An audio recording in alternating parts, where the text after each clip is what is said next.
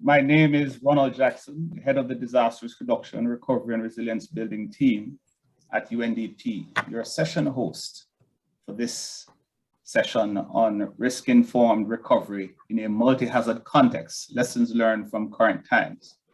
It's indeed my pleasure to welcome you to this session and also to acknowledge my co-sponsors, co-conveners of the event, the International Recovery Platform, UNDRR, and the World Bank.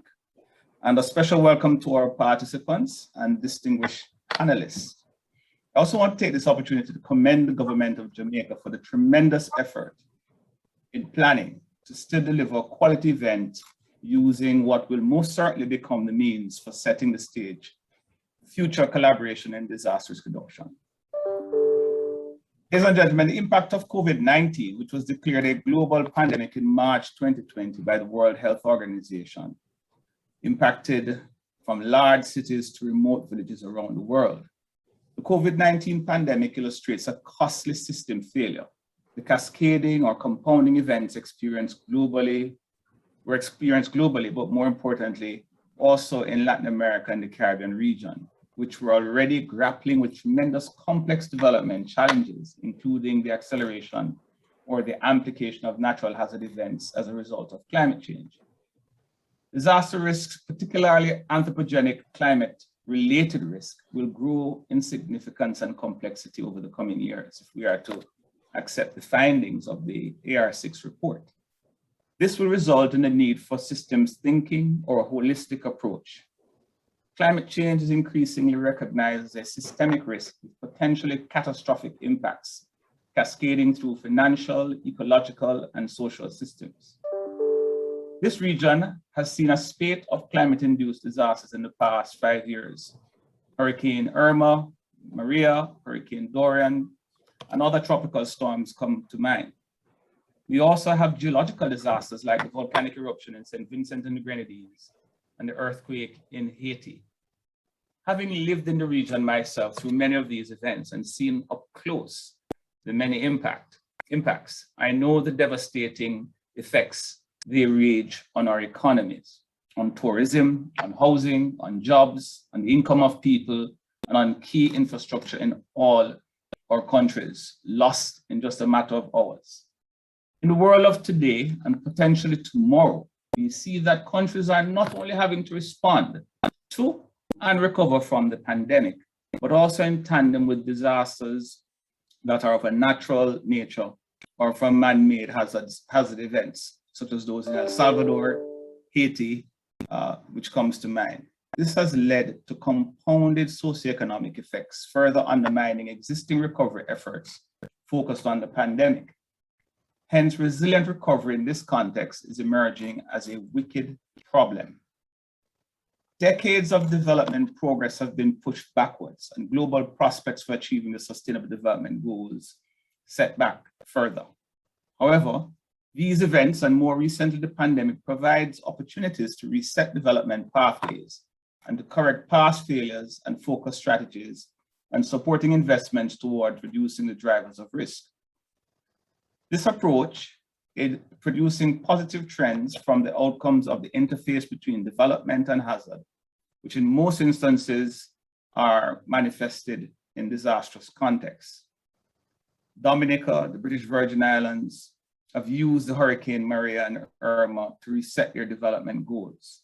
Dominica declared its intention to be the first climate resilient country in the world and created a new institution called CREED, the Climate Resilient Execution Agency of Dominica, to reconstruct the infrastructure. The British Virgin Islands established a Recovery and Development Agency, referred to as RAD, to take forward the agenda of resilient reconstruction. UNDP's experience in planning pandemic recovery has allowed it to develop forward-looking recovery plans by providing for a green and nature-based approach to build the economy and resilient systems, such as in social protection, digital infrastructure, to name a few, that will improve services and accelerate plans for climate change, strengthen preparedness for disaster risk reduction, and manage impacts of multidimensional risk. However, there is significant challenge in getting the institutional systems in place and the personnel with clearly defined roles and a national policy that outlines what benefits and assistance people receive and how it will be delivered to people. Lessons from several disasters have pointed to the value of planning for recovery before the event occurs. Several developed countries, such as the United States, Australia, Japan, have invested in recovery planning prior to a disaster and have seen great benefits from this approach. Pre-disaster recovery planning or preparedness for recovery is an emergent approach which seeks to plan ahead, institutional setup, build capacities, set policies, identify key priorities to improve recovery outcomes.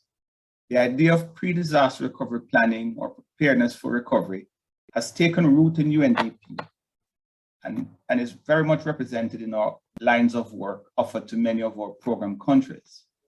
The full suite of such services from UNDP includes support to governments to plan for recovery by following all the steps after a disaster event, which is to first assess the impacts and define recovery needs, establish institutional arrangements, develop a policy with financing and implementing arrangements, including guidance on building resilient infrastructure and systems while strengthening risk management capacities.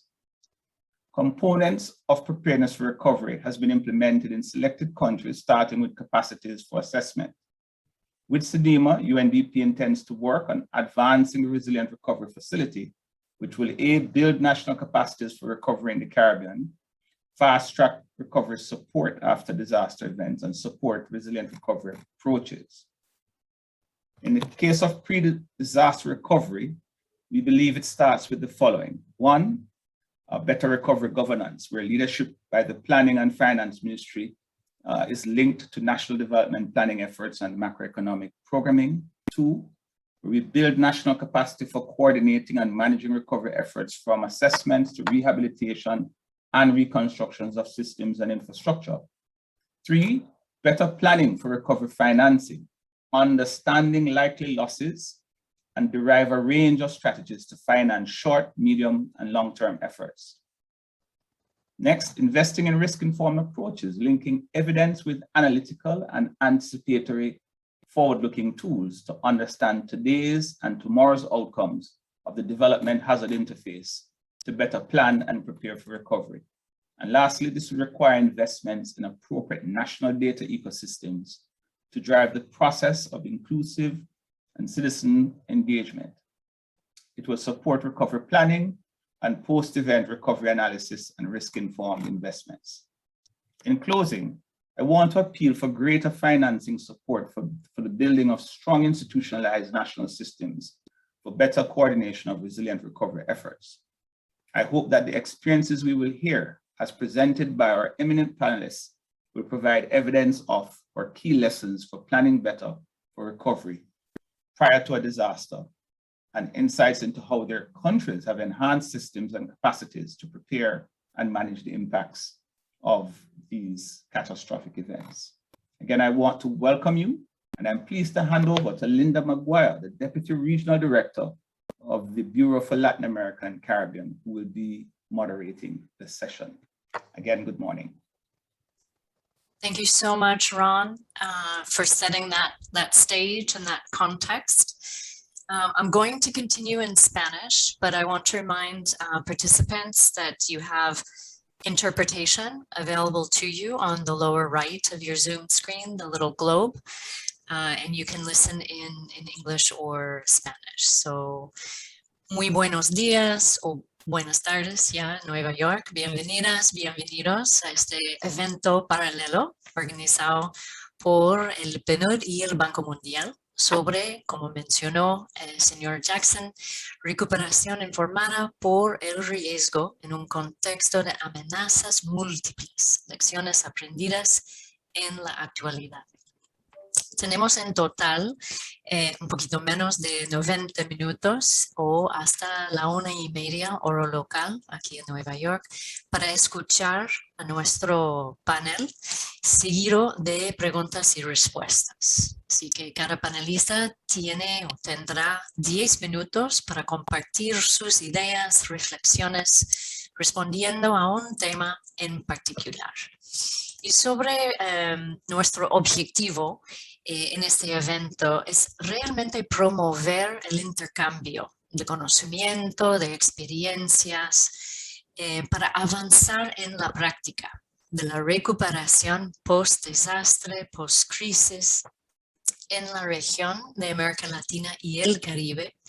Y se espera de esta manera promover la recuperación en todas sus fases, desde la preparación seguida del conocimiento, de metodologías para evaluación de las necesidades de recuperación y la formulación e implementación de programas de recuperación, donde la reducción de riesgo y la construcción de resiliencia se incorporen como elementos clave de la respuesta. Así que la sesión se centra en la identificación de los avances y desafíos relacionados con la recuperación en un contexto de múltiples amenazas.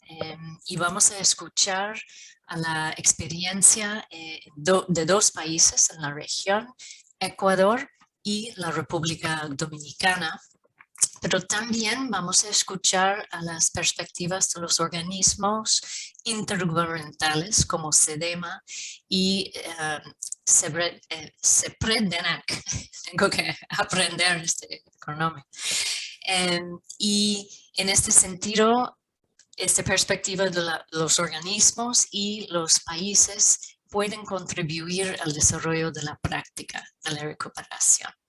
Así que no podemos hablar de temas de desarrollo o recuperación sin mencionar a COVID-19, como mencionó bien Ronald en sus palabras de apertura. Y es cierto que la pandemia ha añadido una capa de complejidad a la evaluación de las necesidades de recuperación y también la puesta en marcha de los procesos de recuperación. Así que tenemos que tener en mente los desafíos que cada día son más complejos. Pero bueno, iniciamos las discusiones. Tenemos un panel de lujo con distinguidos invitados de alto nivel que hablarán de su experiencia en la planificación, la implementación de acciones de recuperación. Vamos a dar inicio con la señora María Alejandra Muñoz, la ex vicepresidenta de la República de Ecuador. Ella tiene mucha experiencia en el tema y ella hablará de su experiencia en Ecuador y específicamente cómo estar preparado para hacer evaluaciones de necesidades de recuperación le permitió al país formular intervenciones concretas de recuperación en pleno auge de la pandemia de COVID-19. Así que, señora Muñoz, tiene la palabra. Muchas gracias, Linda. ¿Se me escucha bien? Sí, perfecto. Un saludo a Ronald, a Luis, a Paola, a Janet, a Naomi, a todos los que están acá presentes el día de hoy. En Ecuador es un día festivo, no hay trabajo hoy.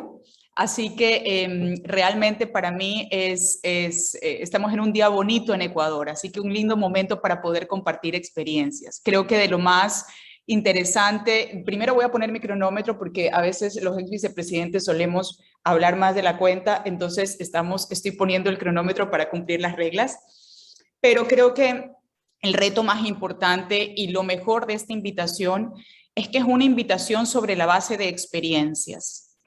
Y la base de experiencias, porque cuando planteamos cómo hemos manejado crisis, es que seguimos aprendiendo. Después del COVID-19 estamos en un constante aprendizaje. Suele decirse que la crisis no la generan solo las acciones, sino también la reacción. Principalmente es la reacción a la crisis la que va a poder poner en perspectiva qué tan profunda va a ser. Y sin duda, lo primero que tenemos que comprender es que en una crisis nadie gana. Nadie gana.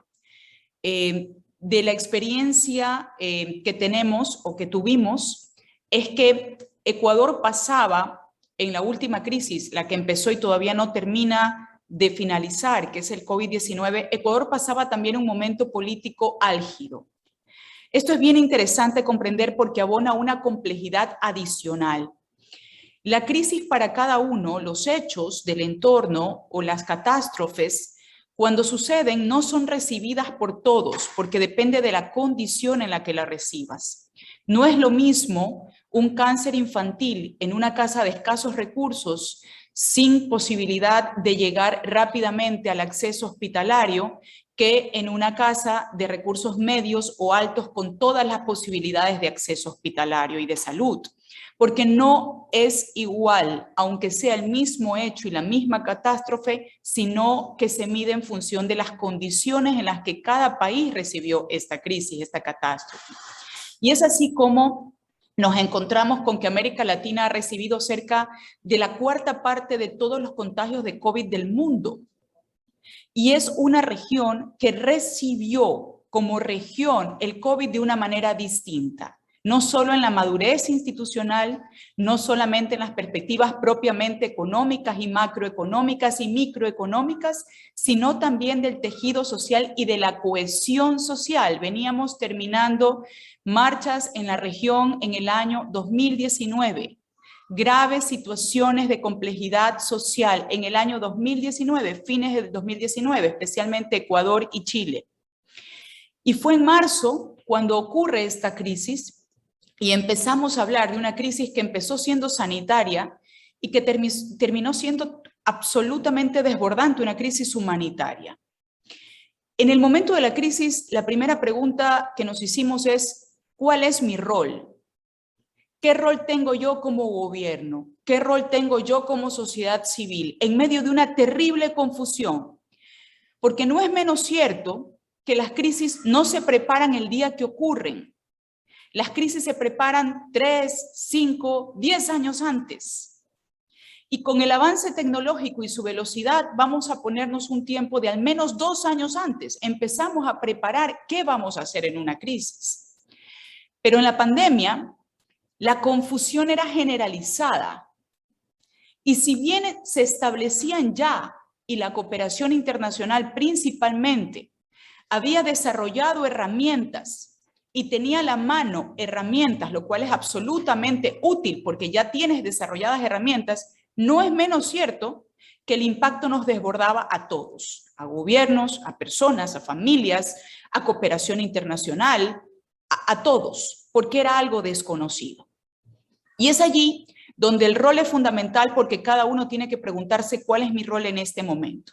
Y el rol del gobierno principal, aparte de contener la pandemia dentro del territorio ecuatoriano, el rol principal era poder medirla.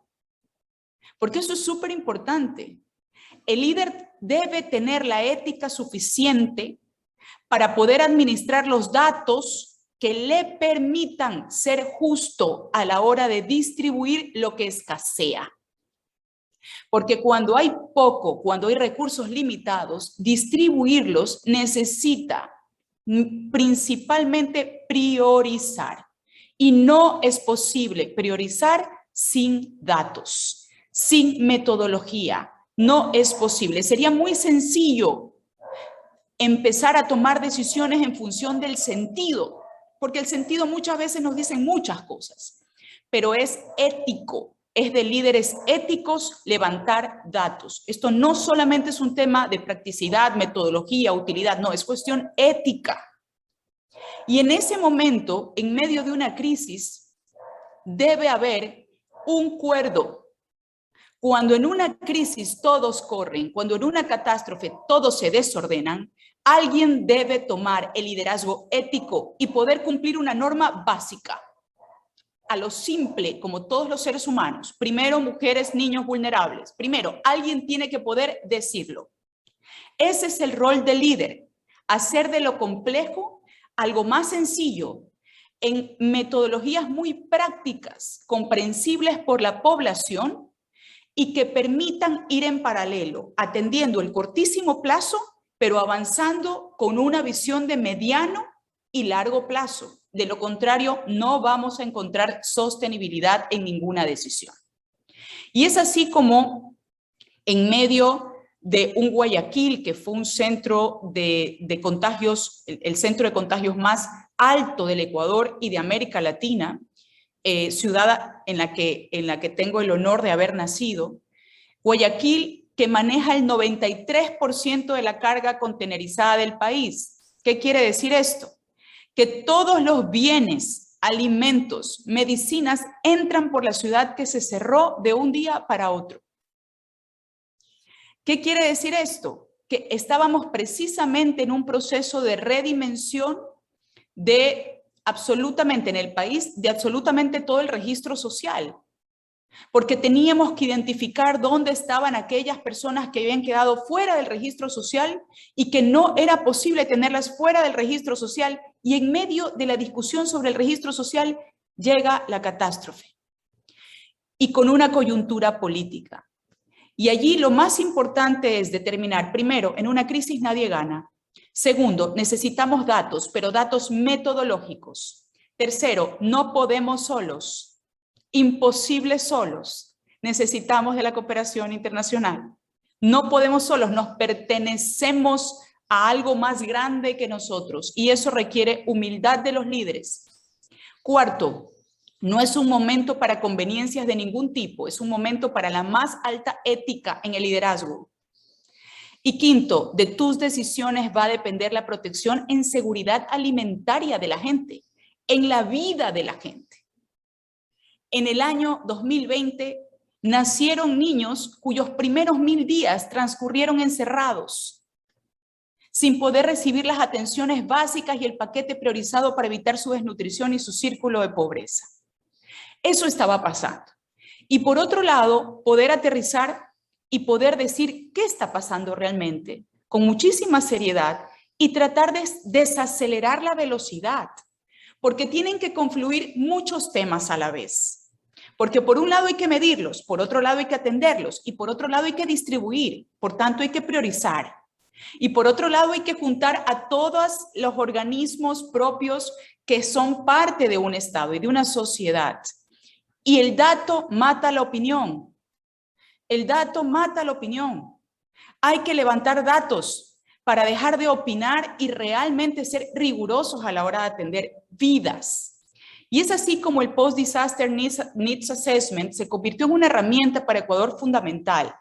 En medio de una crisis, en medio de la más absoluta crisis y del peor momento, solicitamos la ayuda del Programa de Naciones Unidas y a raíz de tener, como en todos los países, un órgano de manejo de crisis, que en ese momento era el COE Nacional, se dispone desde el COE Nacional, a pedido del presidente, que se implemente la medición. Y en ese momento se articulan a los distintos ministerios para que puedan trabajar ordenadamente con el Programa de Naciones Unidas para poder determinar impactos. Y empieza un trabajo, primero que se midió por 3 meses, qué interesante, se mide por 3 meses. Se mide por 3 meses porque necesitábamos información a cortísimo plazo y se toman decisiones proyectadas para desacelerar los daños en lo que se venía, que se seguía viniendo lo peor, en el tejido social y en el tejido productivo, básicamente atendiendo a los más vulnerables, como dice Naciones Unidas, ONU Mujeres. No se pueden tomar las mismas medidas para todos. La justicia no es a todos por igual, es a cada uno según corresponda. Y es así como las medidas que se tomaron inicialmente para desacelerar los daños, con una proyección de lo que podía ser el 2022, fueron medidas de ampliación de la cobertura de la protección social en función de quienes más necesitaban, las familias que más necesitaban. Se incrementaron los bonos de protección más del 60%. Se aprobaron bonos nuevos para protección familiar, seguridad alimentaria, de quienes más lo necesitan. Ahora sí, vamos por partes. Más de 19 millones de atenciones de salud no realizadas. Necesitamos volcarnos a la salud preventiva. Por tanto, disposiciones claras en el sector salud. Todos COVID por ahora, pero tenemos ya que tener la alternativa para ir atendiendo a quienes han quedado por fuera de la salud preventiva, de tal manera que podamos hacer el switch en cuanto tengamos la oportunidad. Vacunación. No teníamos ninguna posibilidad real de saber qué iba a ocurrir. Hay que irse calificando. Es decir, la medición, que básicamente lo que nos dijo es, en resumen, con una metodología muy clara, con un compromiso de todos los ministerios a cargo, porque era un compromiso presidencial y vicepresidencial. Lo que se hizo fue determinar dónde estaban las principales situaciones de vulnerabilidad, priorizar con pocos recursos y manejar a la vez la macroeconomía, la microeconomía y la intervención social, con miras a dejar todo listo, incluso para un gobierno que no iba a ser el nuestro. Porque esto es súper importante, no iba a ser el nuestro. Los contratos de vacunación se firmaron en el año 2020 y uno en el 2021 primeros meses, para que el siguiente gobierno pudiera tener la posibilidad de ejecutar la aceleración necesaria para poder vacunar a la población. Metodología, liderazgo ético, datos, no opiniones, priorización, capacidad para involucrar a terceros a través de los datos. Los datos te facilitan el compromiso de la sociedad civil y sobre todo te permite orientar la ayuda. Cuando hay una crisis todos quieren ayudar, pero en esa confusión podemos duplicar ayudas o podemos dispersarla. Sumamente importante que con la herramienta sirvió de base para orientar la ayuda de la sociedad civil, principalmente a seguridad alimentaria de los más necesitados y a precautelar la vida de los que estaban enfermos. Por tanto, creo que el principal aprendizaje es la necesidad de preparar las crisis con antelación en función de metodologías sencillas, claras, de rápida implementación y que permitan a los gobiernos y a la sociedad ocupar su rol, no traslaparse, sino ocupar su rol con datos. El principal rol de la metodología de gestión de riesgos y de impactos es dar luz en medio de la oscuridad. Es orientar a la toma de mejores decisiones y es permitir que no nos convirtamos en jueces injustos, sino poner precisamente los datos que van a poder luego medir qué tan ético o no ético fue quien dirigía las políticas públicas. Así que desde la experiencia ecuatoriana, por eso ya como vicepresidenta, dispuse la ampliación del estudio para completar todo el año del 2020 y hoy ese estudio sirve de base incluso para el actual plan de desarrollo del país y para toda la sociedad civil que tiene la seriedad para querer orientar hacia dónde debe llevar su ayuda. Es a través de los resultados del PDNA, que incluso fue reconocido como una herramienta de paz.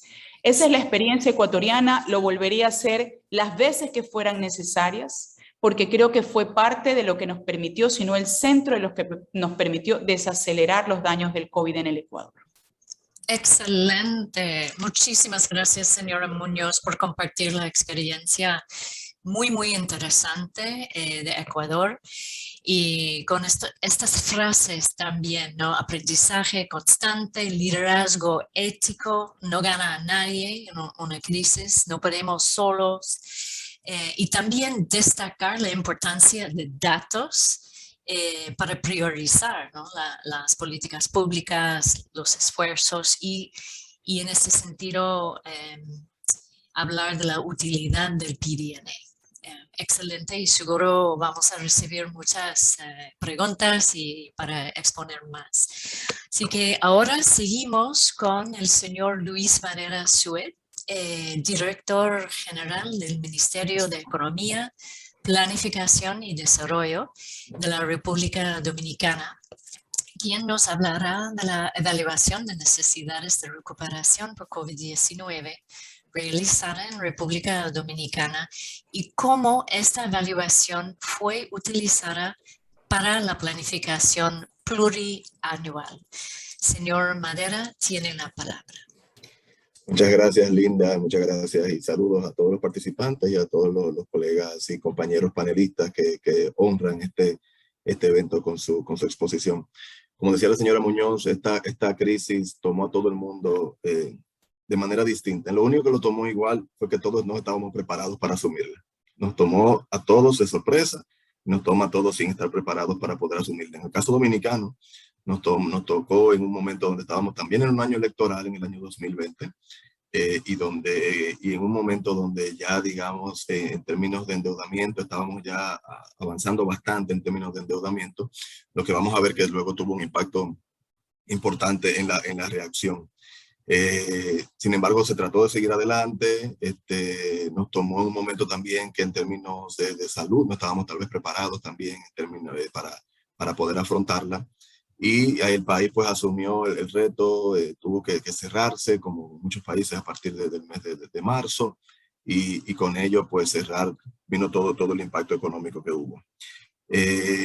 El gobierno saliente, así mismo como el gobierno entrante, pues asumieron el reto de poder enfrentar, tanto en la parte hospitalaria y en la parte de salud, como en la parte económica. En la parte hospitalaria, pues hizo todo el esfuerzo posible por poder tener los espacios suficientes, ¿verdad? Y los medicamentos y todo lo necesario para poder enfrentar la pandemia en su momento. Y en la parte económica, pues se trabajó con unos 3 programas de protección social que se ampliaron.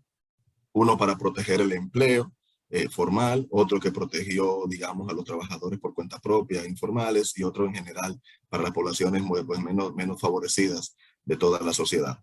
Eso se pudo mantener hasta el mes de mayo de este año, y con eso pues tenemos datos de que, por ejemplo, la pobreza, que hubiera caído hasta un 28-29% de la población, solamente cayó un 23.4%. Es decir, que tanto por esos programas como por los efectos principalmente de las remesas y otros efectos, pues se pudo contener unos 5 puntos la pobreza.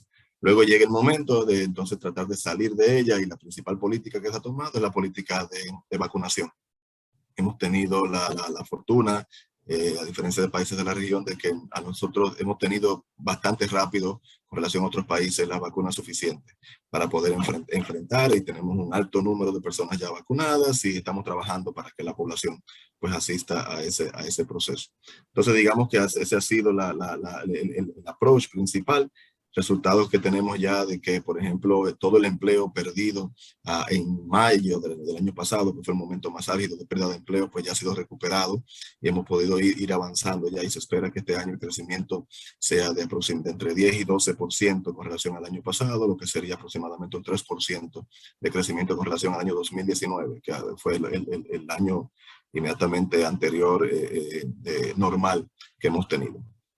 Entonces, ahí en ese momento donde nos encontrábamos, digamos, en ese proceso de cambio de gobierno, que cambiaba en agosto del año pasado, debíamos comenzar con la planificación plurianual del Estado como nos manda la ley, pero era una planificación especial, porque no podíamos asumir esa planificación sin contar con la situación del COVID-19. Y es ahí donde, con el apoyo de Naciones Unidas, liderado sobre todo por el PNUD, pero con todas las agencias de Naciones Unidas y otras agencias de la cooperación internacional, entonces iniciamos este proceso de elaboración del informe, ¿verdad?, de la evaluación de necesidades y necesidades de recuperación post-COVID con apoyo de las Naciones Unidas. Ahí voy a permitir compartir pantalla unos minutos para compartir unas diapositivas alrededor del tema, que nos resume un poco cómo se hizo este ejercicio de alineación.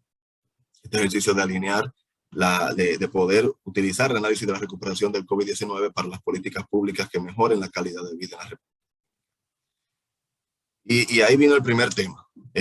Llega la oportunidad de hacer el CRNA, pero al mismo tiempo estamos haciendo la planificación nacional, lo que tenía ya copada toda la atención y el trabajo de todas las instituciones y las áreas digamos, de planificación y de gestión de las instituciones, que tenían que estar preparando sus planes plurianual y su plan estratégico.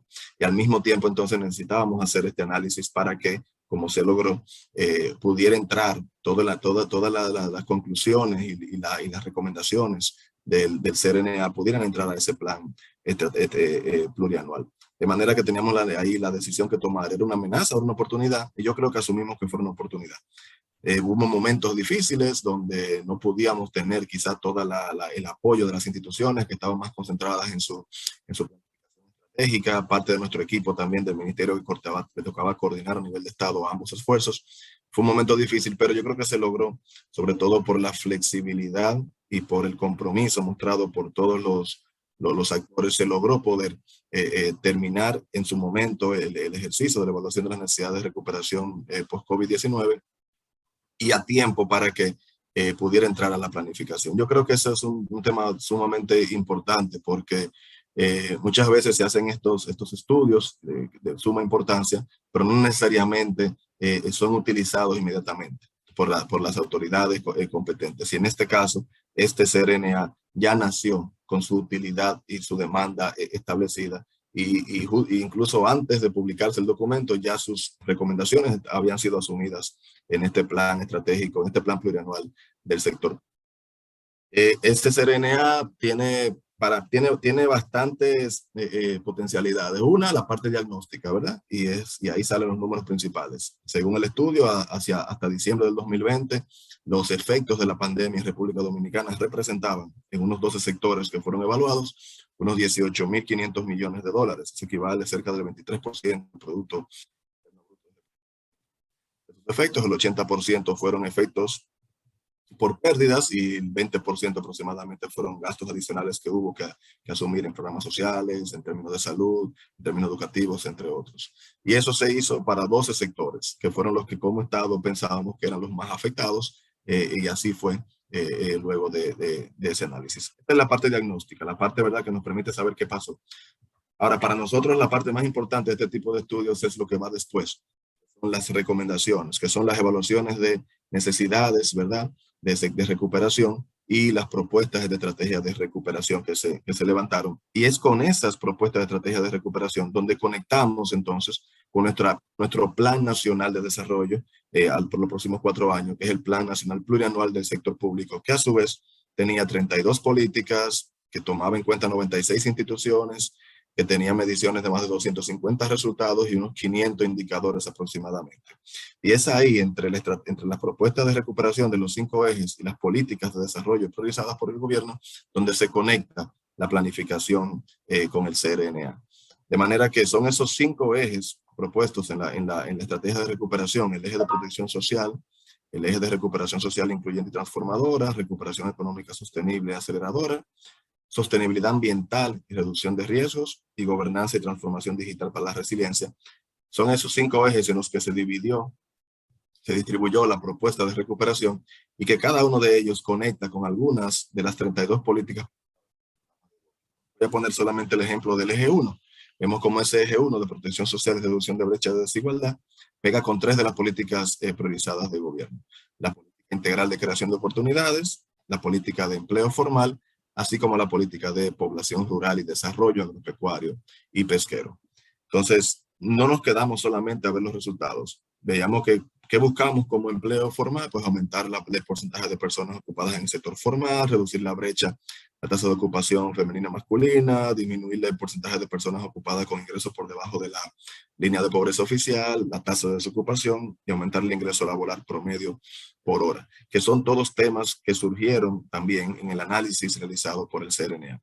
Pero lo más importante es que inmediatamente identificamos esos resultados, como nos encontrábamos de una vez en el proceso de definir la producción pública priorizada del Estado, pudimos tomar estas conclusiones y estos levantamientos del CRNA para definir producción pública prioritaria. Y ahí salen, por ejemplo, programas como Turismo Comunitario Sostenible, que fue uno de los temas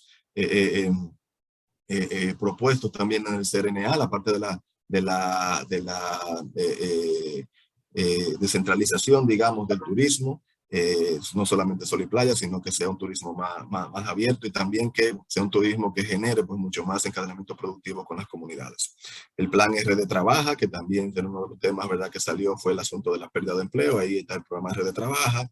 El marco de cualificaciones, que lo que busca es alinear mejor la oferta educativa, lo que sale de las universidades y los centros de estudio superior con lo que necesitan el mercado, así como los programas de formación para el empleo, asistencia y reinserción laboral a jóvenes vulnerables y los liceos técnicos superiores. Entonces, tenemos que, por un lado, el plan plurianual se benefició del CRNA por haber recibido, digamos, ya información necesaria de diagnóstico para poder identificar su mejor producción prioritaria, que esperamos con ella pues mejorar la calidad de vida de la gente. Y el CRNA se beneficia del momento en el que estábamos haciendo nuestro plan plurianual, porque inmediatamente salen las conclusiones, ahí se transforman inmediatamente en medidas que podemos tomar. Y esto nos va a permitir en el mediano plazo incluso poder evaluar eso que se hizo, que se levantó en CRNA, cómo se transformó en producción prioritaria y cómo eso habría movido esos resultados que estamos esperando mover desde la política. De manera que de esa manera hemos alineado esto. Y yo creo que para concluir hay 3 elementos principales que permitieron esta alineación. Primero, la oportunidad.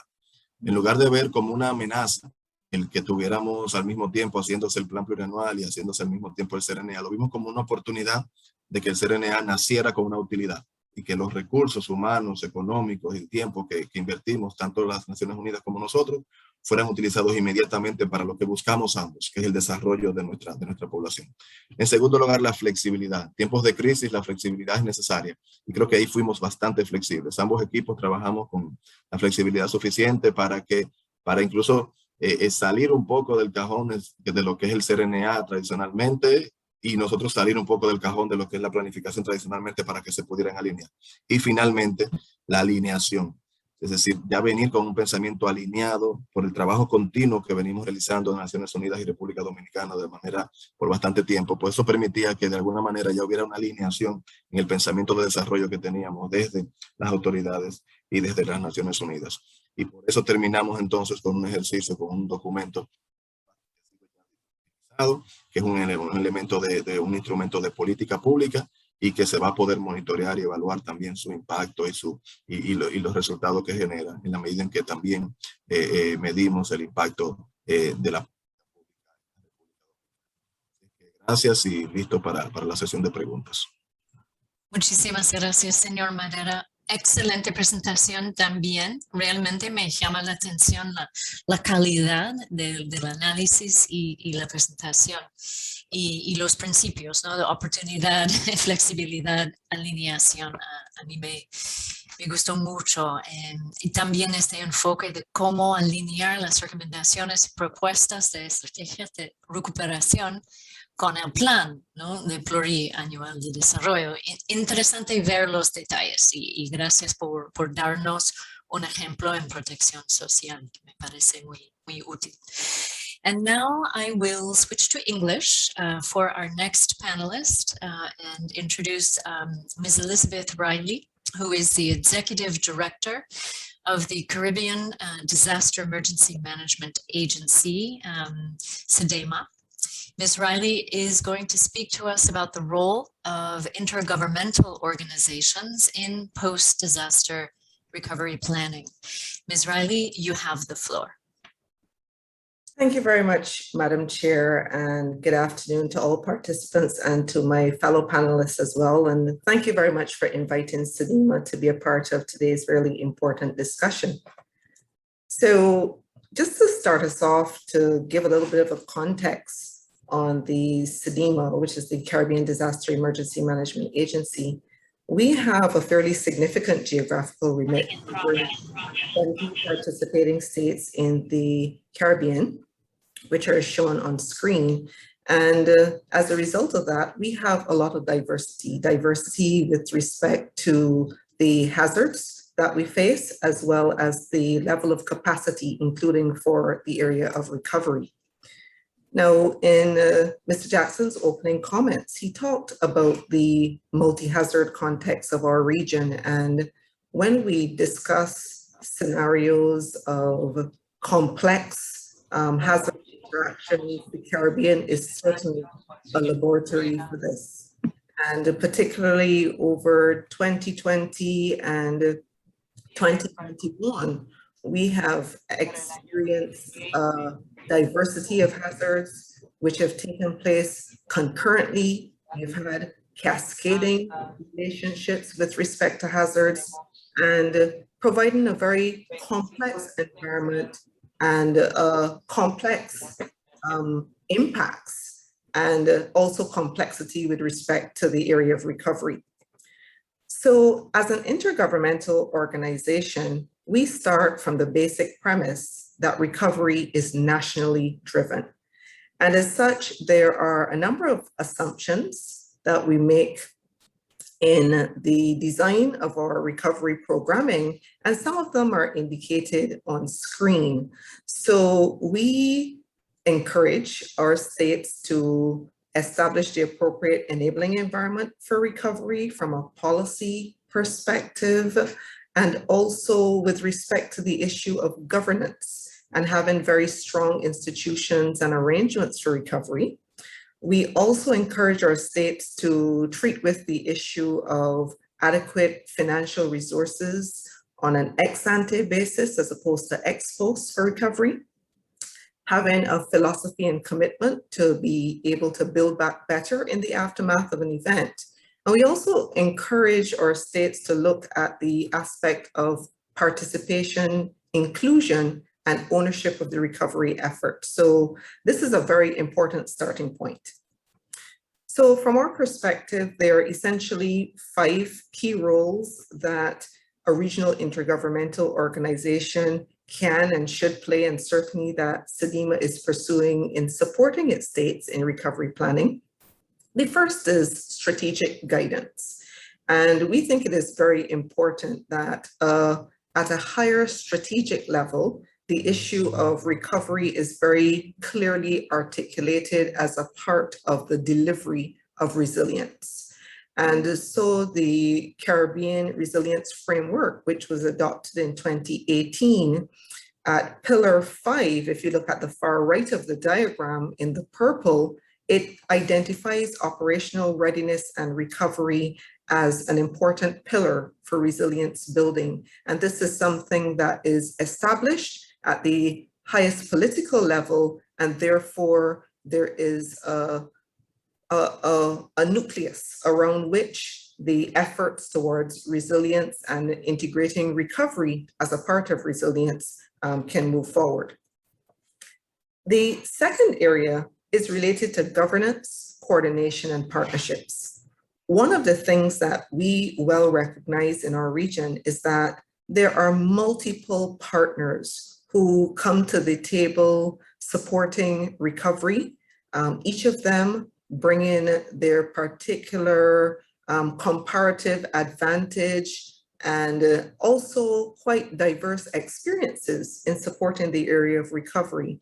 And when we started the conversation a few years ago, we recognized it was important to really create and support our partners in defining recovery spaces, and also to facilitate those connections between the key recovery actors. So we established an arrangement for recovery governance, which is linked to our comprehensive disaster management strategy governance arrangement. And we're also moving towards the formal establishment of the Caribbean Resilient Recovery Facility, which will be launched later this year.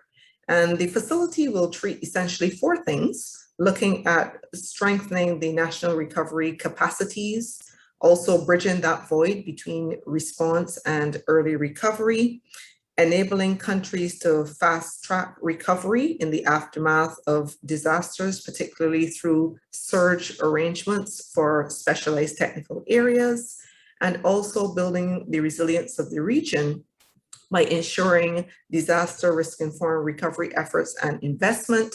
And this is very much based on the principles of building back better and fostering inclusion as well. Under the recovery facility, we have 5 thematic areas that are being pursued. And we've taken this approach of using the thematic areas as spaces around which partners can coalesce and also collaborate. So these areas include recovery capacity, looking at information and knowledge for recovery, recovery financing, this is highly specialized, as you know, recovery solutions, and also the area of monitoring and evaluation. But very importantly, we've also very clearly articulated the role of ourselves as an intergovernmental organization and how we will support these processes through leveraging our own convening power, coordinating the recovery governance arrangement. We're supporting on the side of recovery planning and audits and assessments, and also on the monitoring and evaluation aspect as well. So I wanted to just highlight on the partnership side some of the key partners that we're working with. So principally, we are kicking off the Caribbean Resilient Recovery Facility with the support of a project called Engender. And here we've partnered with UNDP through the financial support of UK FCDO, UK Aid, and Global Affairs Canada, as well as significant support from our colleagues at the World Bank through the Canada Caribbean Disaster Resilience Facility. But we also have consolidated the entire recovery program and included support also from USAID. And of course, we're working with our regional partners such as the Caribbean Development Bank, University of the West Indies, and the CRIF SBC as well. So the third area is area of recovery planning standards and guidelines. And a part of the work of CDEMA is to build out standards across our system and across our 20 participating states. So a good example of what we've been working on is the Model National Recovery Framework. And this is being done under the Engender project, but certainly the product itself is going to be a very important one across not just the beneficiary states, which are identified on screen, but across all the CDEMA participating states as well. In the area of monitoring and evaluation, we've partnered with the World Bank and the team under the Canada Caribbean Resilience Facility and the Engender team to look at the recovery capacity assessment tool. And this is critically important because it allows us to measure where we are at in terms of the critical areas of recovery, and also provides a mechanism by which we're able to monitor and evaluate the progress that we would have made over time.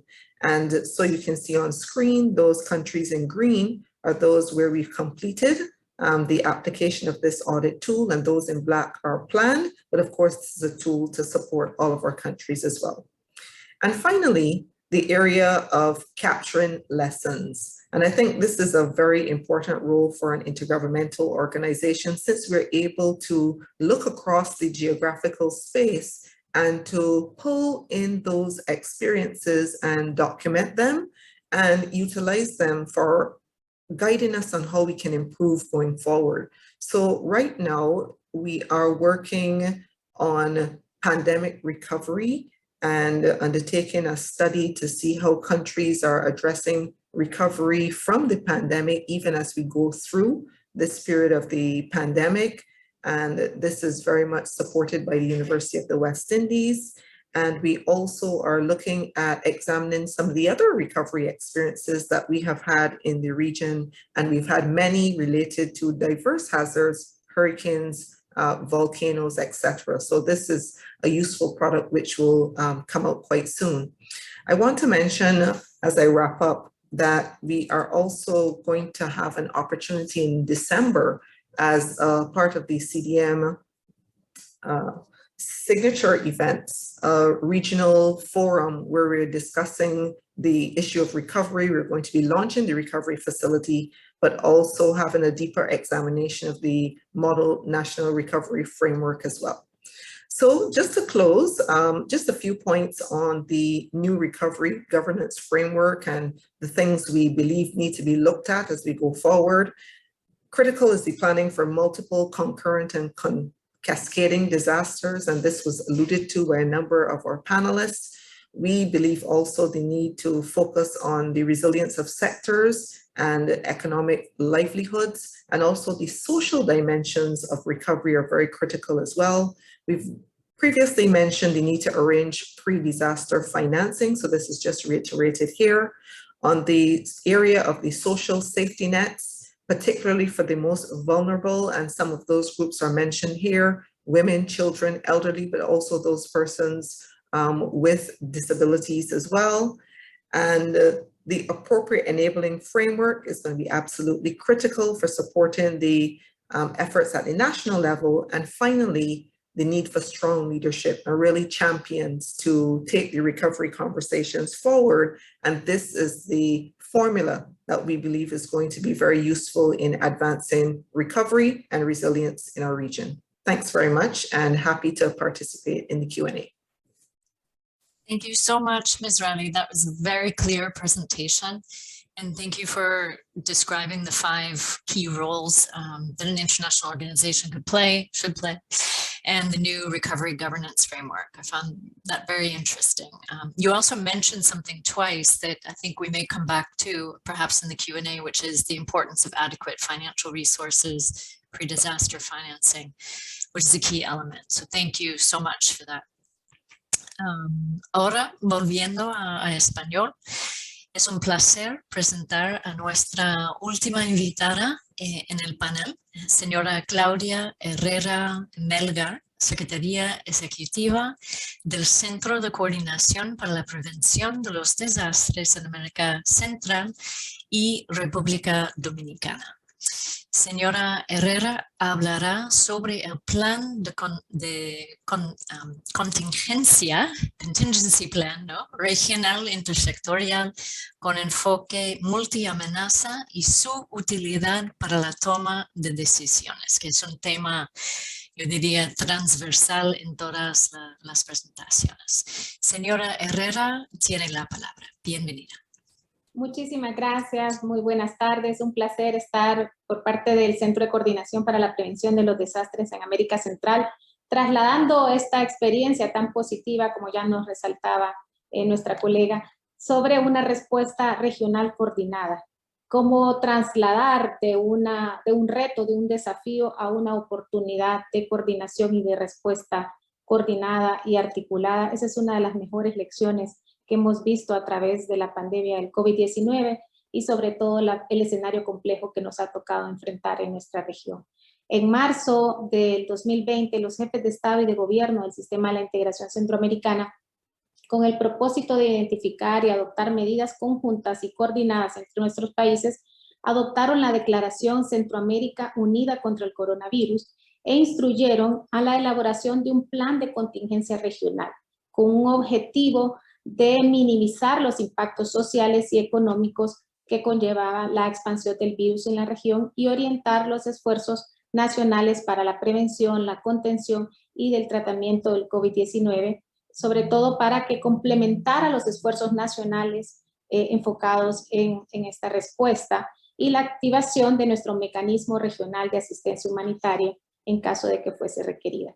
Obviamente fue requerido. Quiero señalar que nuestra región se vio afectado por alrededor de 30 eventos climatológicos, Cristóbal, Amanda, que afectaron significativamente a nuestros países, y ETA y OTA, que dejaron un impacto negativo en nuestro desarrollo.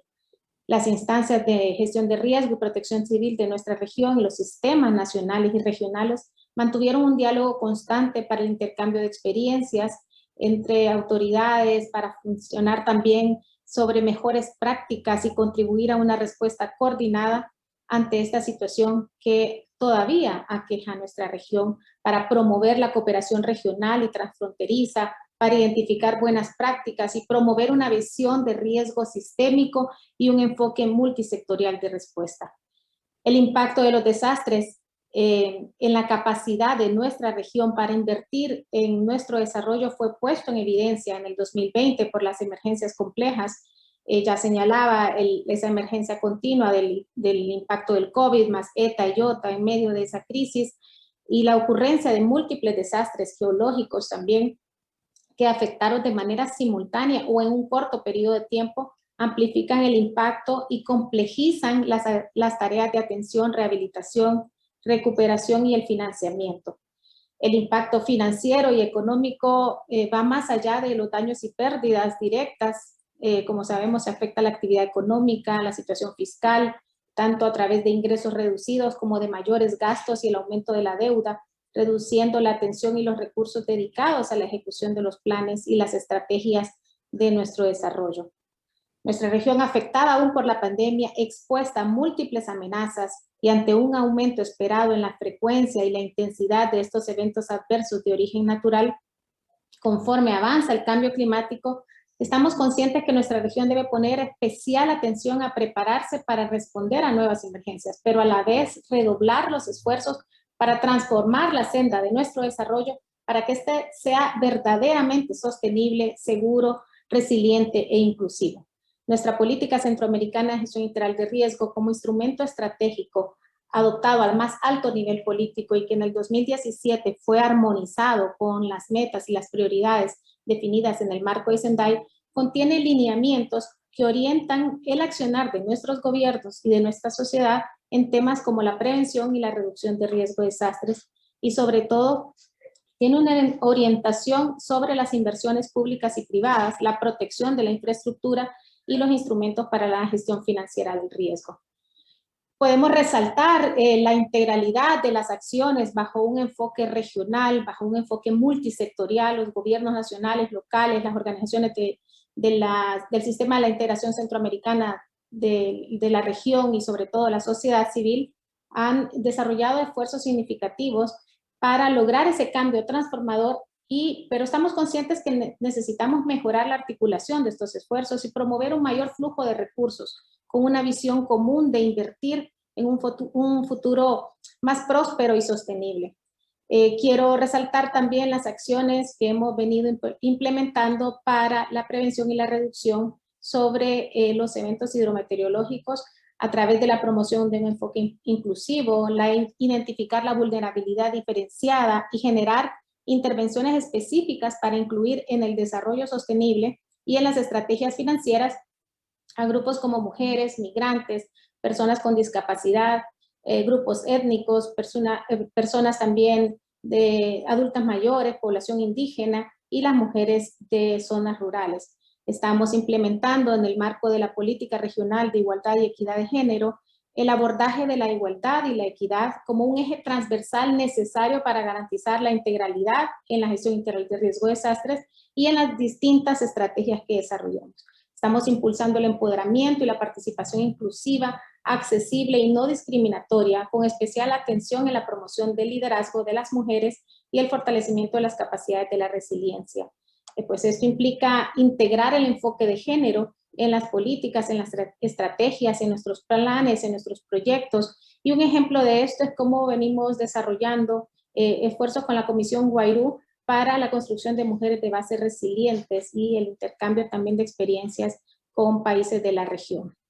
Las políticas públicas también nos ayudan, y esa vinculación de las políticas con nuestras políticas públicas a nivel nacional, con nuestra política centroamericana de gestión integral de riesgo, nos ayudan a establecer estrategias de largo plazo y vincularlas con la programación de inversiones en el marco también de esas estrategias nacionales, así como también promover la inversión en infraestructura sostenible bajo la modalidad de las alianzas públicas y privadas, que será cada vez más importante en la medida que el sector público no podrá cubrir por sí solo el financiamiento y requerida de capital privado. Y lo más importante es fortalecer las políticas públicas en la gestión integral de riesgo y ampliando las capacidades de gestión pública en todos los sectores y niveles del gobierno. En el marco de este plan de contingencia, y una de las prioridades de nuestra gestión ha sido posicionar el uso de soluciones innovadoras, digitalizar los procesos y promover herramientas tecnológicas que sean accesibles y que nos permitan aumentar la eficacia y la eficiencia en la toma de decisiones, sobre todo visibilizando estos esfuerzos de los países y también permitiendo ese análisis de la información de la gestión integral de riesgo como un bien público regional y que ha posicionado a nuestras entidades como a la vanguardia en el uso de tecnologías geoespaciales.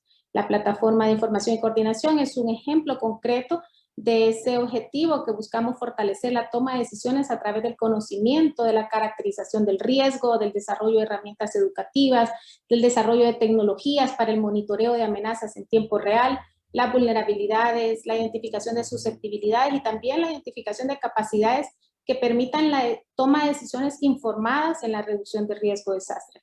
La plataforma se ha ido complementando con información de suma relevancia como el Atlas Centroamericano de Gestión Integral de Riesgo, la vinculación con la red también mesoamericana, que aborda también información muy importante de datos históricos de afectación desde México, Centroamérica y Colombia, capas de monitoreo para todas las amenazas que se ven enfrentadas a nuestra región en tiempo real como mecanismo para la generación de investigación y propuestas científico-técnicas. Tras el paso de estos huracanes, ETA y IOTA, junto al Banco Mundial, se trabajó la iniciativa del Observatorio de Recuperación. Por primera vez como región se activa un observatorio de esta naturaleza que demuestra el valor de utilizar las observaciones de la Tierra por satélite para respaldar la recuperación de un desastre. Y a través de nuestro mandato y nuestra capacidad para apoyar la planificación y el seguimiento de recuperación, estamos incidiendo para que esta información sea utilizada y sea incorporada en los planes de recuperación y reconstrucción a nivel nacional y regional. Este observatorio nos permite complementar las evaluaciones de daños existentes, proporcionando detalles sobre los daños, sobre ese análisis sectorial, el estado de esfuerzo de la recuperación.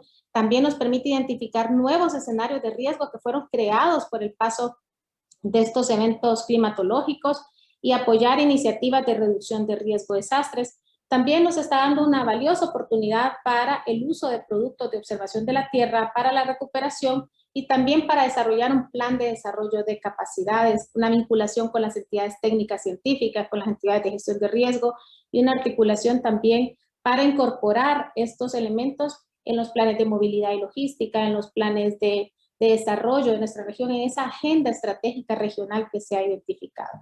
El desarrollo de estas herramientas y de estas metodologías nos permite también formular y evaluar proyectos de inversión pública y se considera también como el mejor escenario para intercambiar información y brindar conocimiento a los tomadores de decisiones, ya que al compartir datos y posibilitar el intercambio de información en tiempo real, también nos permite ejecutar proyectos seguros y resilientes que consideren todos los criterios y las medidas de mitigación que darán sostenibilidad a las inversiones.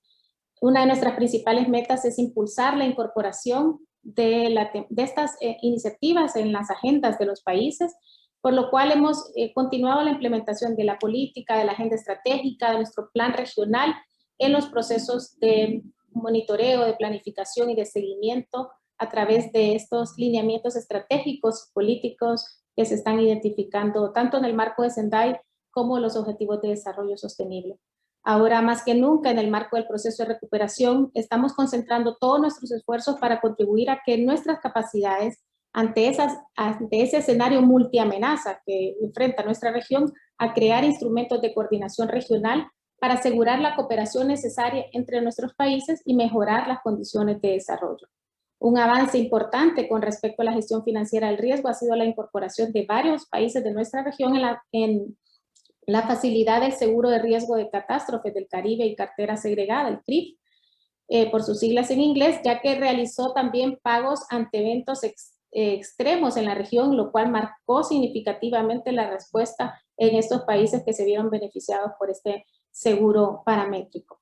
Por esta razón, la política también, nuestra política establece como resultado esperado que para el 2030 podamos reducir considerablemente los daños y las pérdidas causadas por los desastres y contribuir al blindaje de la inversión pública y privada por medio de la información, de metodologías, de herramientas que sean actualizadas, diseñadas y aplicadas con el propósito de que la generación y la sistematización de la información pública y privada para la inversión pueda promover procesos de evaluación, planificación, protección y fomento de la inversión pública privada. Y en estos objetivos, hacia una Centroamérica más resiliente, de un esfuerzo que también estamos impulsando, proponemos acciones concretas para mejorar nuestras capacidades regionales. La promoción de inversiones resilientes en el contexto del fortalecimiento de los sistemas nacionales de inversión pública, convertir las crisis detonadas por desastres en ocasiones para fortalecer los portafolios, promover también estos procesos de recuperación económica y reconstrucción post-pandemia y post-ETA y IOTA, y desarrollar mecanismos de blindaje fiscal y presupuestario de los proyectos de inversión, así como el fomento de las alianzas público-privadas y también la identificación de proyectos disruptivos del impacto regional como una oferta también para dar mayores elementos para los procesos de inversión como motores de desarrollo e innovación. Estas acciones son prioritarias en el escenario actual que conjuga amenazas de carácter hidrometeorológico, geológico, sanitario, y es por eso que estas medidas de nuestra política centroamericana promueven esa inversión pública, la gestión integral de riesgo, la salud y la cooperación regional e internacional.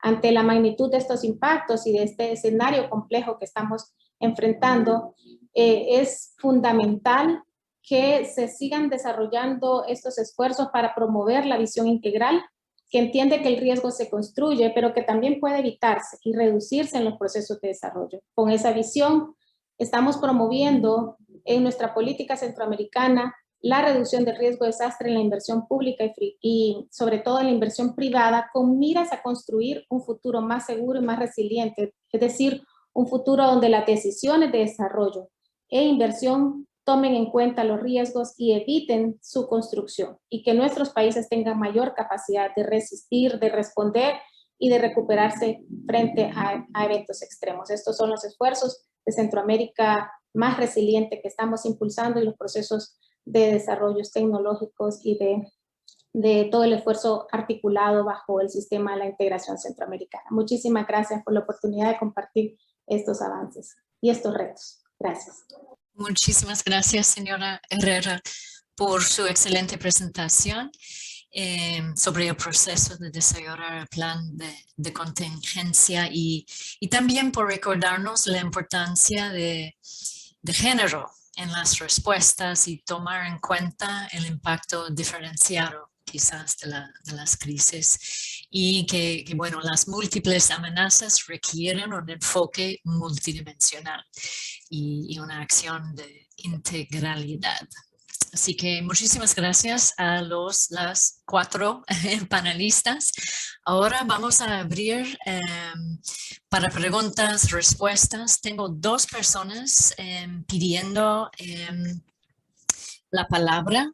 Primero Rita Misal y luego Nuri Bermúdez. Y si pueden presentarse cuando haciendo su pregunta. Así que Rita Misal, si alguien puede habilitar su micrófono, yo creo será una pregunta Thank you. verbal. ¿Sí?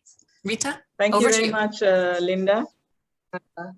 I would like to thank all the esteemed panelists for their very good explanation of the experiences and lessons from recovery or management of large-scale crisis, including the pandemic. I'd like to focus my questions to all the government delegates, but also to the regional intergovernmental organizations. You know, the key point about looking for financing for recovery has come up over and over again. And I'm speaking from a position where we've had to answer this question several times with several governments. But we can also talk about an experience in which, rather than looking for external resources for recovery, you know, the budgetary planning of national governments, whether it's Ministry of Finance, can already have the Finance Commission in different countries can have allocations for disaster response and recovery. Normally, we do notice that in several countries, there is always an allocation for response, but never any allocation for recovery. And this, I think, is something that can be thought through very well. I'm speaking from the experience of India Country Office, where UNDP supported the Finance Commission to undertake a study of all the Finance Commission's allocation of budgets through the years, and realized that they spend a lot of money on recovery, on response, but no allocation for recovery. So they assisted the country office and the government there to develop a criteria by which each province or state in India can receive funds for 3 things under disaster management, which is response, recovery and preparedness. So they have 3 headings, whereas the recovery heading was completely missing from before. This allocation allows now the governments, the state governments or the provincial governments to actually present their recovery needs based on an assessment. And I'm glad the Vice President, former Vice President of Ecuador spoke about the assessment done in Ecuador, and also the honorable person from Dominican Republic spoke about the Ecuador for Dominican Republic an assessment which informed recovery needs. I think that became a key criteria for government now in India, state governments in India, to present recovery needs. So I was wondering, apart from looking at external financing instruments like CADDDO or any other donor conferences and things like that, which are useful, but to embed recovery financing within government's own budgetary allocations for each year, I think that would be useful. So I just wanted to ask, is that being thought through, or is that kind of planning happening? That was one question. The second question, Linda, I'm sorry, I will not take long any longer, is particularly to Ms. Elizabeth Riley and the Honorable Delegate from CEPRDNAC. As regional intergovernmental organizations, there is a critical role in guiding member states in planning for recovery, and this you have amply demonstrated in the presentation, Ms. Riley, you made. I was wondering how many countries so far have recovery policies which clearly defines what kind of assistance can be given to vulnerable groups. We heard about that focus as well. Is it already predefined, or is it decided after the disaster? Is there a policy that enables people to know themselves that they have these kind of entitlements after recovery? So this is my second question. Thank you, and over, Linda. Okay, thank you, Rita. I'll go to the other colleagues, pero quizás porque esta pregunta de Rita estaba para, bueno, los representantes de los gobiernos, o sea, la señora Muñoz y el señor Madera, y no sé si estaban siguiendo la interpretación. Así que, en resumen, la pregunta es, o sea, el problema en general, en términos generales, de la recuperación es la falta de financiamiento. Cómo los gobiernos, cómo pueden buscar fondos propios, o sea, no solo fondos a nivel internacional, que son muy importantes, seguro, pero es más la pregunta de, bueno, ¿hay una manera, un mecanismo que se puede pensar en un mecanismo para fondos o una manera de planificar para fondos nacionales? Es el sentido de la pregunta. Y la segunda parte, yo creo, Elizabeth will take the second half. Y quizás lo que voy a sugerir es escuchar a las dos preguntas que tenemos en línea, y luego voy a dar a cada panelista quizás 2 minutos para contestar, si les parece bien. Así que la próxima persona es Nuri, yo creo, de la oficina del PNUD en Ecuador. Tiene la palabra.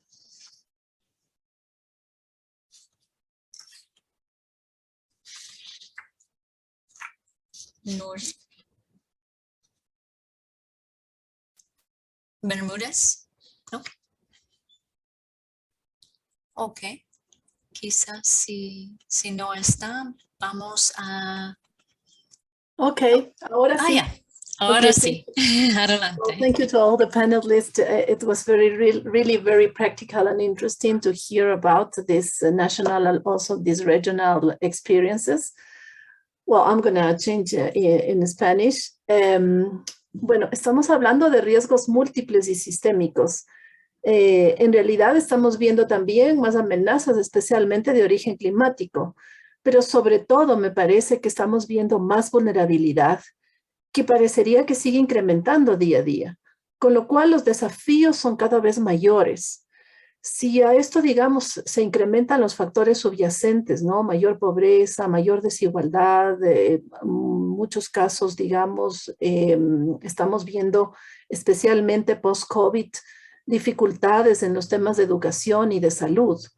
Entonces, mi pregunta, digamos, tanto a los grupos nacionales como a las entidades más regionales, sería ¿cuáles están mirando son los desafíos que tenemos más pensados en este momento en el que intentamos salir de COVID, pero no hemos vuelto a una total normalidad? Y vemos que esas dificultades esas vulnerabilidades podrían irse profundizando e incrementando. Entonces, ¿cuáles verían son los desafíos? Y desde sus líneas más prácticas, ¿cuáles serían como las 3 prioridades que tendría la agenda de recuperación en este contexto múltiple y multisistémico? Muchísimas gracias, Nuri. And just for Elizabeth's benefit, I don't know if you were following the translation. If you are, I'll leave it. but basically, it was a question for regional organizations, and so basically in this context of multiple challenges and the fact that we're not fully out of the woods yet on the COVID pandemic, including, you know, how do you see the challenges of planning in such an environment, and what are kind of the 3 practical priorities you would advise for the recovery agenda, you know, just taking into account that complexity that Nuri has described. Así que quizás muchísimas gracias por las preguntas y la participación de nuestros participantes en línea. Gracias. Ahora porque me gustaría dar, quizás es 1 minuto nada más para dejar tiempo para el cierre, pero en el orden que tuvimos las presentaciones, me gustaría dar la palabra primero a María Alejandra Muñoz para sus palabras finales y contestando a las preguntas en la medida posible. Tiene la palabra. Gracias, Linda, Rita, Nuri, por entusiasmarse a hacer un par de preguntas tan profundas a la vez, porque creo que hoy lo que tenemos que plantearnos es qué nos queda hacia adelante, cuál es la oportunidad principal. Estamos claros y creo que muy de acuerdo con que la metodología y los datos son lo que nos permite tener una línea base para poder tomar decisiones priorizadas. Sin embargo, también hemos podido ocultar dónde están las principales debilidades y eso nos genera una pregunta: ¿cuál es nuestro rol hoy? Ya lo hicimos, ya lo aplicamos, pero podemos tener 2 vertientes. Por un lado, no encontramos fondos, lo que decía Rita, ¿de dónde sacamos los fondos cuando no es posible obtener fondos internacionales? Y por otro lado, ¿qué hubiera sido mejor tener claro antes de implementar la metodología o antes de que lleguen las crisis? ¿Qué es lo que nos hace falta? Y creo que es ahí donde está el siguiente reto. Por un lado, me voy una vez más hacia la pregunta de Rita, y es, lo primero es priorizar. Es decir, esto es como la economía de la familia. Los ingresos suelen no aumentar, pero hay que poder reordenarlos. Si la academia es lo más importante en un momento determinado y está en riesgo la vida de uno de los hijos, pues hay que poder priorizar. Es decir, hay que sumar a los equipos las habilidades para reasignación de recursos priorizados. Es importante que los gobiernos que tienen a cargo la financiación, el financiamiento post-desastre o en medio de una crisis, tengan en sus equipos personas con habilidades para poder priorizar y para poder encontrar y rearmar presupuestos que nos permitan llegar a mejores decisiones de financiamiento. Y luego siempre cada país tendrá su estructura normativa que le va a permitir tomar las decisiones de conformidad con su entorno social. Pero sobre lo de Nuri, y es la principal oportunidad que les quiero compartir, hay una duplicidad de funciones generalizadas en los estados, como sociedades. Como sociedades como sociedad estamos tomando la decisión, a pesar de los diferentes roles que tenemos, gobierno, cooperación internacional, gobiernos seccionales, gobiernos más locales, sociedad civil, empresa privada, todos queremos hacer lo mismo. Y comenzamos a ver que todos estamos empujando exactamente lo mismo. Y es importante poner roles y tareas claras en un mundo donde la tecnología ha profundizado el impacto de las crisis. Las catástrofes hoy no son iguales que hace 3 años, 2 años o hace 1 año apenas. La percepción de caos es sumamente mayor al día de hoy. También como la falta de empatía se hace visible más el día de hoy. Vemos que muchos sufren y otros están en un momento donde prefieren mostrar absoluta paz, felicidad, comodidad, mientras otros están sufriendo. Y la falta de empatía, más la ampliación de las catástrofes, de la percepción de caos, lo que llevan es precisamente una afectación a la paz, a la cohesión social. Y es por eso que es preciso que todos, en el marco de lo que estemos haciendo, empecemos a dar roles claves. Y creo que aquí la cooperación internacional es un rol clave, porque hoy, frente a tanta apariencia, los datos son fundamentales. Hacer un frente siempre común para mostrar datos y llevar a otros a hacer lo que deben hacer. Los gobiernos locales deben tener mejores datos de sus territorios. Y yo invito en este panel a asumir un reto, y es cómo vamos a lograr que tengamos mejores datos territoriales, que nos permitan llegar más rápidamente a la capilaridad de las necesidades. Si una crisis y una catástrofe llega con mayor información de los territorios, seremos más eficaces. Con mayores conocimientos de presupuestos y de habilidades para reasignarlos, seremos más eficaces. Pero el problema no solamente es buscar los fondos, sino no saber a quién dárselos. Mi invitación en el panel hoy es una reflexión hacia la necesidad de cada uno asumir sus roles, no confundirlos y poder dar un paso más allá, que es que todos, donde quiera que estemos haciendo lo que nos corresponde y principalmente el levantamiento de datos territoriales locales. Muchas gracias. Señor Luis Madera. Sí, Últimas gracias. reflexiones, sí. Quizá un par de reflexiones ahí, sobre todo la pregunta de Rita sobre posibles fondos internos para este tipo de crisis, que es complicado para países latinoamericanos como el nuestro, por ejemplo, con una muy baja fiscalidad.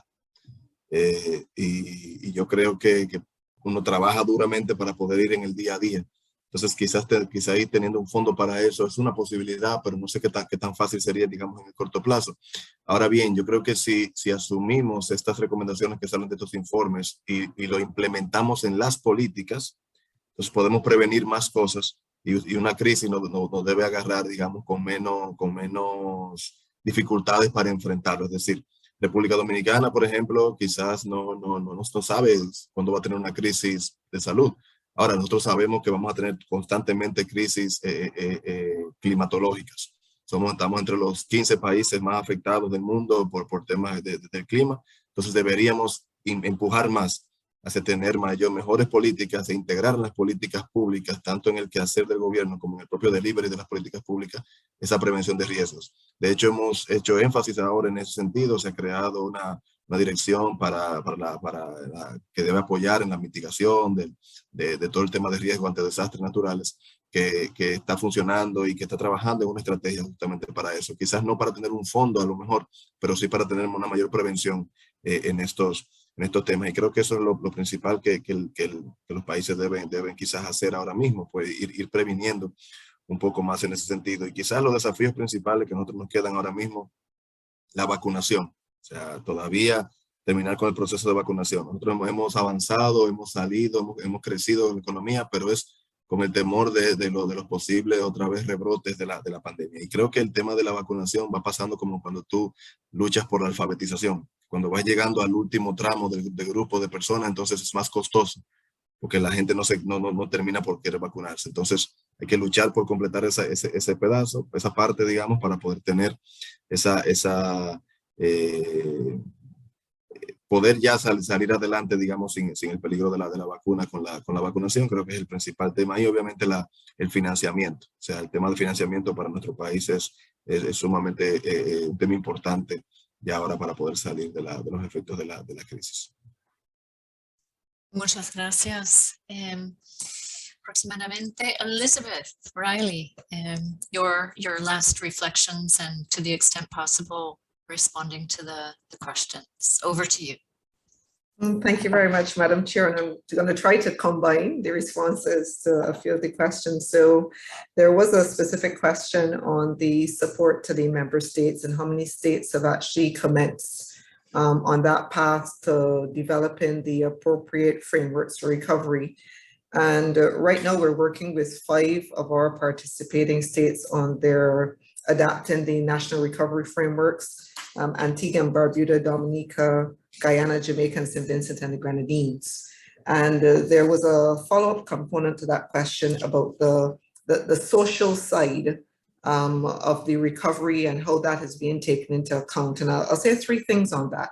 One is related to the damage assessment and needs analysis processes in the aftermath of events, and to ensure that they are adequately capturing the social components of what has been the impact of the particular event. It has to start with that evidence base to inform the decision-making on the social side.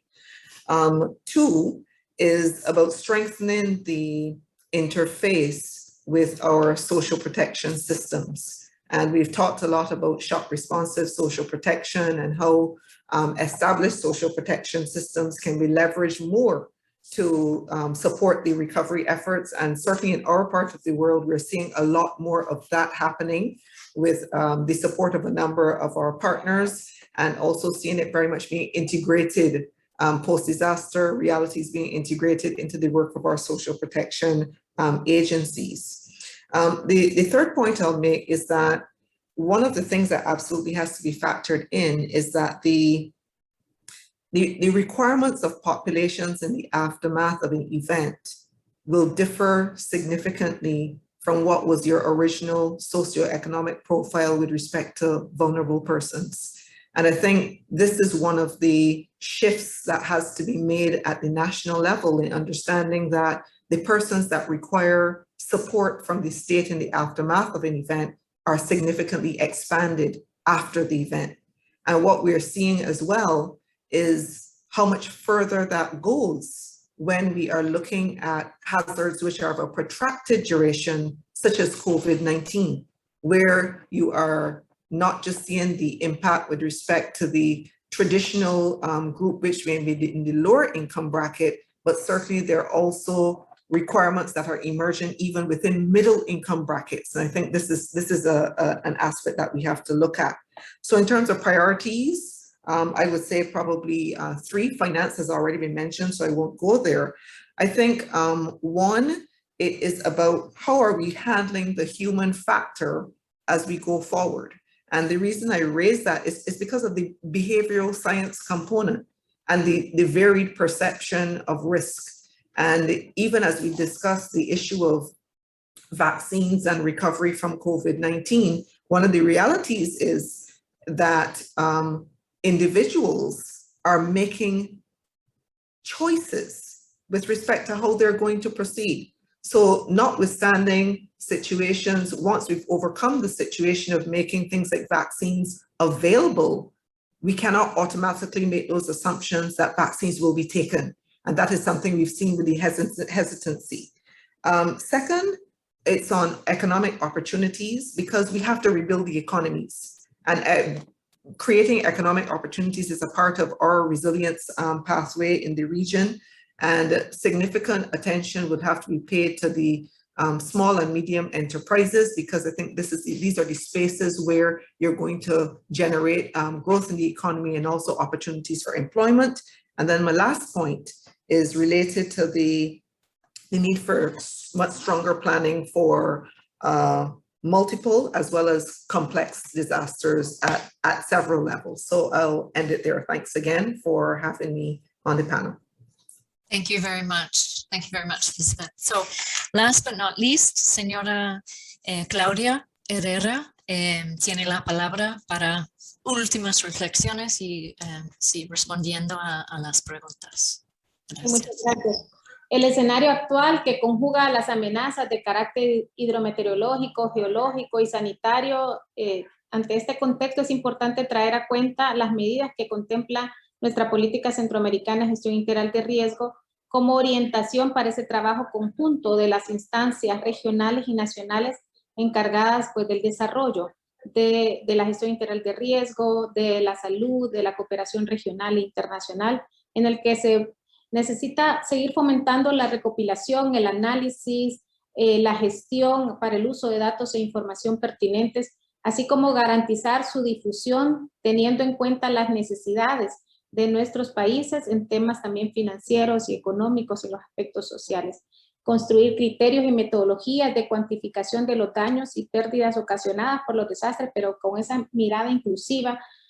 Construir bases de datos con información desagregada por edad, por sexo, por multiculturalidad, identificando las discapacidades, y que también se dispongan de datos para los aspectos de migración, de desplazamientos por desastres, que es una situación compleja que enfrenta nuestra región, y como ya lo señalaba la colega, los factores subyacentes del riesgo, es importante que estén identificados para formular y evaluar nuestros proyectos, nuestras planificaciones, nuestras herramientas a nivel nacional y regional, el fortalecimiento de nuestras plataformas de información para facilitar la comprensión del riesgo y contar con datos de la magnitud y la probabilidad de incidencia de las múltiples amenazas, adoptar metodologías homologadas de evaluación económica también que permitan la inclusión en la inversión y que favorezca también su adopción en el sector privado.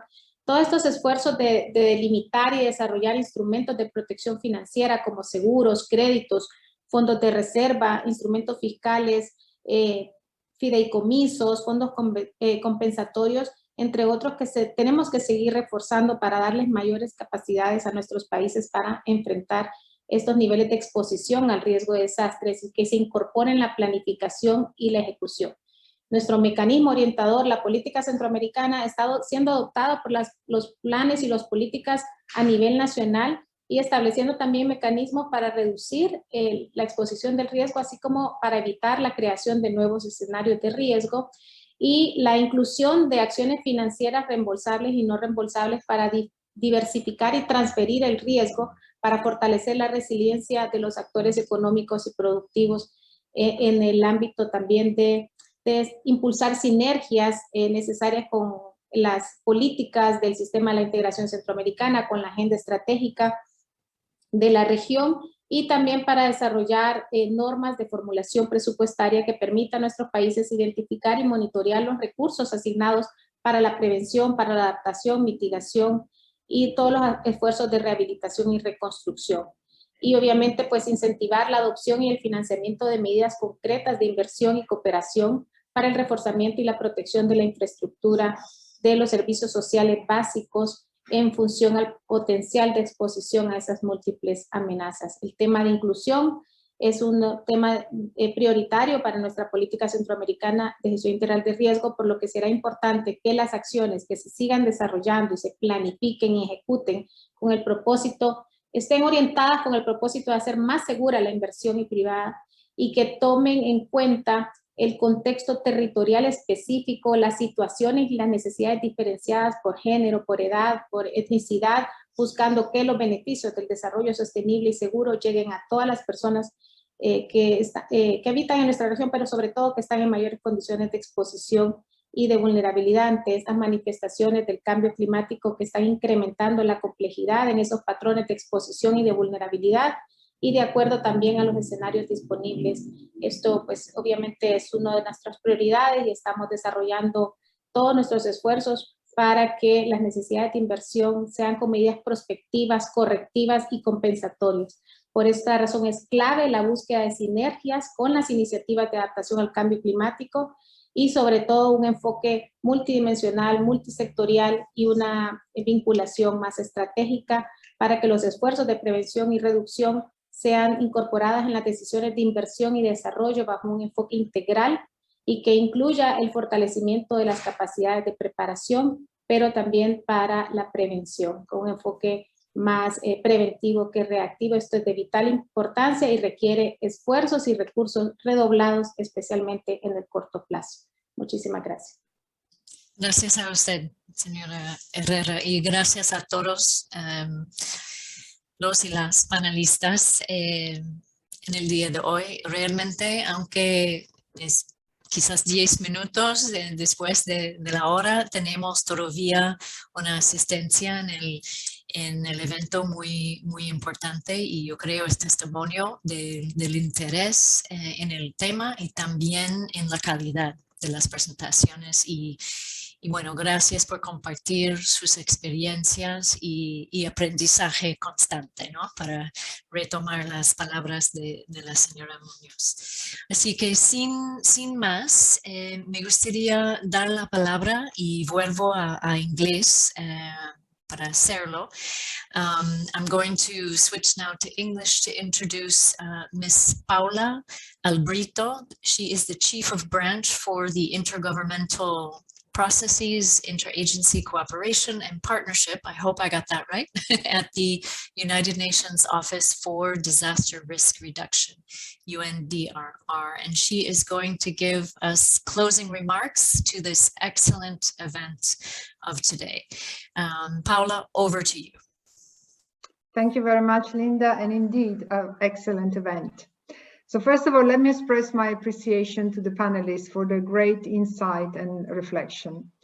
As discussed today, the climate emergency and currently COVID-19 are becoming the defining challenges for humanity. This year alone, the world has seen devastating floods, droughts, extreme heat, and other hazards interacting with vulnerabilities that made worse by COVID-19 pandemic, resulting in severe health and economic impact, as we just heard now. Your sharing today is allowed to showcase how to advance the recovery practice in this challenging time in the Americas and the Caribbean region. These experiences also contribute to the heart of the International Recovery Platform functions as an international mechanism for sharing experience and lessons associated with building back better. And this is in support to the implementation of the Sendai Framework for Disaster Risk Reduction. At this end, and as mentioned by all panelists, one overall lessons that we can quickly implement for upcoming emergencies is to building societal resilience for all hazards and stimulating behavioral changes in the public through risk communications and other communication tools. This can go a long way in mitigating the adverse impact of future shocks. The increasing intensity and frequency of climate-related disasters and their occurrence in an expanding multi-hazards and systemic risk context requires for all of us to build on the past experiences while using innovative ways to practice and adapt our existing tools. As mentioned by Ms. Munoz, we are constantly learning the crises are cascading and need to be set in context in terms of countries from its many dimensions, economical, social, educational, ensuring that recovery policies integrate a systemic approach to risk and contribute to building robust multi-sectoral risk governance framework must be part of our renewed and innovative engagement towards risk-informed recovery. An ethic approach in responding to a crisis and in recovery is a fundamental step. Addressing the most vulnerable is a must in the good governance of recovery. As indicated by Mr. Seward and in experience in the Dominican Republic, recovering from disasters needs to be part of national multi-year planning that is addressing the development of the country. This will allow to ensure also proper planning, financing, and engagement in long-term sustainable development strategies. Build on the reflection on innovation and governance, today it also emerged that recovery efforts need diverse financing arrangements to help sustain long-term recovery. Therefore, the passage of economic reform is a necessity. In recovering, the role of intergovernmental organizations is fundamental. As emerged from the SIDEMA and CEPRENAC experiences, a regional approach supports the coordination of efforts in recovery. While recovery is national-driven, supporting the local efforts, contribution in strategic guidance, governance, coordination, leadership, providing standards and capturing lessons are fundamental needs that we need to find a reliable partners. And this includes also an important partner, which is the private sector. Public and private partnership engagement in recovery and prevention is a must. Joining forces in recovery is a win-win approach set for the local, national, regional, and intergovernmental world and sphere. As it emerged today, post-disaster need assessment have or should inform practical recovery programs. Let me just share with you that UNDRR with UNDP is concluding an analysis of all needs assessment in the last decade to understand how infrastructure damage and loss assessment are accounted, and in particular service delivery, which is in primary purpose of any infrastructure. But mostly, let's continue this discussion. The important topic of recovery will be also featured at the global platform taking place in May 2022 in Bali. This focus includes the 5th session of the World Recovery Conference, which will take place on the preparatory days and will be co-hosted by UNDP, World Bank, and UNDRR under the banner of the International Recovery Platform. The central theme is going to be reconstructing a sustainable future, building resilience through recovery in a COVID-19 transformed world. It will bring together participants from national and local governments, civil society, private sector, academia, and international communication from around the world to provide an opportunity to share experiences on different dimensions of recovery in the context of multidimensional risk countries and the factors that are impacting our society in a daily manner. But let me conclude with an important message that emerged from our panelists today. Recovery efforts require an all-of-society approach. Quoting Ms. Munoz, what is my role? With coordinated and complementary actions across sectors and stakeholders groups that go beyond traditional silos. Without this, we shall not succeed in building a resilient and sustainable recovery. Thank you. Thank you very much, Paula. So we declare closed this side event. And thank you very much, Ronald, for your opening, all of the panelists, all the participants online for your participation. Muchísimas gracias a todos, a todas. Y seguimos con el tema y trabajando para mejorar el contexto y mejorar la respuesta, ¿no? Muchísimas gracias. Have a good rest of the day, everyone. Chao. Gracias. Gracias. Bye-bye. Bye-bye.